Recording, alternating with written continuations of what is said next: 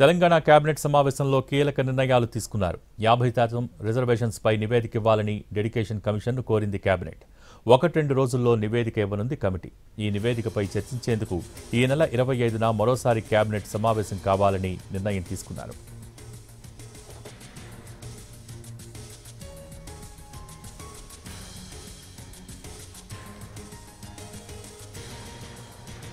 Telangana cabinet సమావేశంలో కీలక నిర్ణయాలు తీసుకున్నారు. 50% రిజర్వేషన్లపై నివేదిక ఇవ్వాలని డెడికేషన్ కమిషన్ను కోరింది కేబినెట్. 1-2 రోజుల్లో నివేదిక ఇవ్వనుంది కమిటీ. ఇక కేబినెట్ నిర్ణయాలకు సంబంధించి మోర్ అప్డేట్స్ మా ప్రతినిధి చారి టెలిఫోన్ లైన్ ద్వారా అందిస్తారు. చారి, కొద్దిసేపు క్రితమే కేబినెట్ సమావేశం ముగిసింది. ఈ సమావేశంలో ప్రధానంగా స్థానిక సంస్థల ఎన్నికల నిర్వహణకు సంబంధించినటువంటి అంశం మీదనే సుదీర్ఘంగా చర్చ జరిగింది.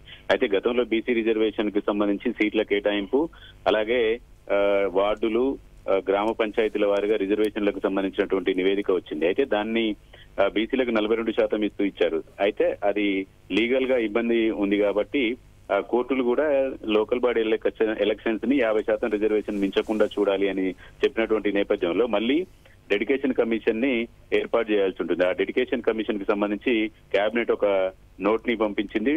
ఇమ్మీడియట్ గా 2-3 రోజుల్లో పూర్తి స్థాయిలో 50% రిజర్వేషన్ దాటకుండా గ్రామ పంచాయతీలు, ప్రాదేశిక నియోజకవర్గాలు, వార్డులు వీటికి సంబంధించి రిజర్వేషన్లకు సంబంధించినటువంటి క్లారిటీ ఇవ్వాలనేటువంటి అంశంతో పాటు నివేదిక ఇవ్వాలని సూచించింది.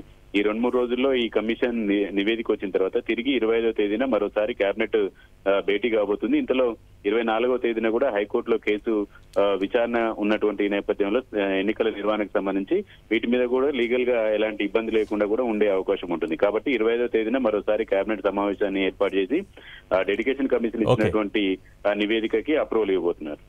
Okay, thank you Chari.